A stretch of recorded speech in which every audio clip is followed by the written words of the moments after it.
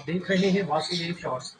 آج چیئرمین تحریک انصاف عمران خان صاحب نے وائس آف امریکہ اردو کو اپنا کل انٹرویو دیا، جس میں صحافی نے ان سے پوچھا کہ اسمبلی کو توڑنے کے حوالے سے کسی قسم کی آپ کے ذہن میں کوئی کنفیوژن تھی؟ جس کا جواب چیئرمین نے یوں دیا کہ اسمبلیوں کے حوالے سے جو کہ اسمبلی ہم نے توڑی ہیں، تحویل کی ہیں،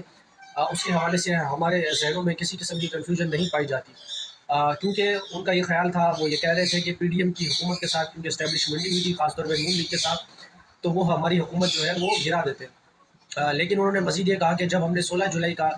ضمنی الیکشن جو ہے پنجاب کے جیتے، تو جنرل باجوہ کی جانب سے ہمیں میسیج پہنچایا گیا کہ آپ کو ہم نے حکومت سے اسی لیے نہیں نکالا کہ آپ کو دوبارہ آنے دیں گے،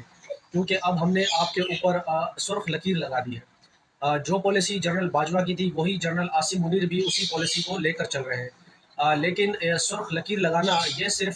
عوام سرخ لکیر لگا سکتی ہے کہ کس کو